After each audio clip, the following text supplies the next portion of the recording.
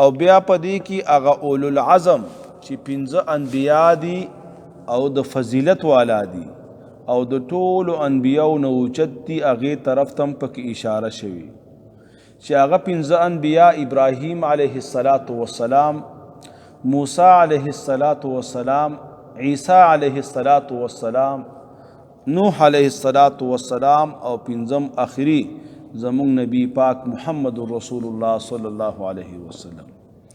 دا 5 انبیا اولو العزم په ټولو انبیاو کې لوی درجې والو، لیکن په دې 5 کې بیا آخری نبی د ټولو نه په درجه کې اوچت او په دې آیات کریمه کې د آخری نبی فضیلت طرف ته اشاره ده. بعضی مفسرین دلته یو سوال لیکلی دی او هغه سوال دا دی چې یو حدیث کې راځي، نبی پاک علیه السلام فرمایي لا تفضلونی علی الانبیاء، ما ته فضیلت مرا کوي په انبیاء باندې، زما فضائل ما بیانوي. او حالانکه د آیات کریمه نه پته لګي چې آخري نبی فضیلت والاو، لوی درجه والاو، په ټولو انبیاء کې غوره او حقیقت هم دغه شان دی. نو چې کله د الله نبی غوره شو نو بیا د دې حدیث مقصد څه شو؟ نو د حدیث بعض علماو ډیر توجیحات کړي دي. یو توجیه دا ده چې دلته نبی پاک علیه السلام دا خبره تواضعاً کړې ده، خپل عاجزي بیانوي. او دویم بعض علماوی دا خبره نبی پاک علیه السلام کړې ده چې داسې فضیلت مرا کوي چې نور ته پکې سپکاوی وشي. ځکه یو حدیث کې راځي چې صحابه رالل او نسوارو سره بحث شوی و. نسوارو ویل چې زمونږ نبی عیسی غوره دی، مسلمانانو ورته ویل چې زمونږ نبی غوره دی. دې کې څه نور مباحثه هم شوی وه. صحابه رالل نبی علیہ السلام ته دا مسله حل وویلې. نبی علیہ السلام ورته وفرمایل چې تاسو داسې فضیلت زما مه بیانوئ چې په هغې کې د نورو انبیاو سپکاوی راشي. دقه شان د موسی علیه السلام باره کې هم راځي. بیا نبی علیہ السلام فرمایي چې په آخرت کې به یو صاعقه راځي د حشر په میدان کې، ټول خلکو باندې به بېهوشي راشي. وی اول به زیمه چې دغه بېهوشۍ نه په هوش کې شم، چې زه ګورم موسی علیه السلام زمانه مخکې په هوش کې.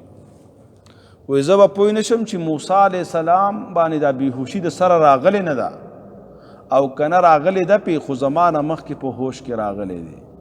ځکه بعضې مفسرین وایي چې په موسی علیه السلام باندې په کوه طور کې یو بېهوشي راغلی وه، د هغې په سبب باندې دغه بېهوشي د هغه نه پورته شوې ده او اصلا دې ته هغه جزي فضیلت وایي. او بعضې جزي فضیلتونه د بعضې انبیاو دپاره ثابت دي، لیکن کلی فضیلت چې کوم دی هغه د خاتم النبیین محمد رسول الله دپاره دی. نو دلته مراد هغه فضیلت زما مه بیانوئ چې په هغې کې د نورو انبیاو سپکاوی تاسو وکوئ.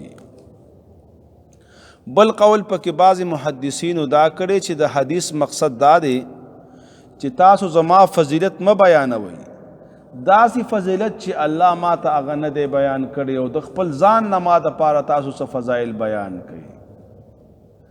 او بله مسله په دې کې بعضې علماو دا کړي چې دا خبره او دا حدیث چې نبی پاک علیه السلام فرمایلی و، دا یې په هغې وخت کې فرمایلی و چې نبی علیه السلام ته د خپل ځان د فضیلت معلومات نه و، تر هغه وخته پورې وحی نه و راغلی.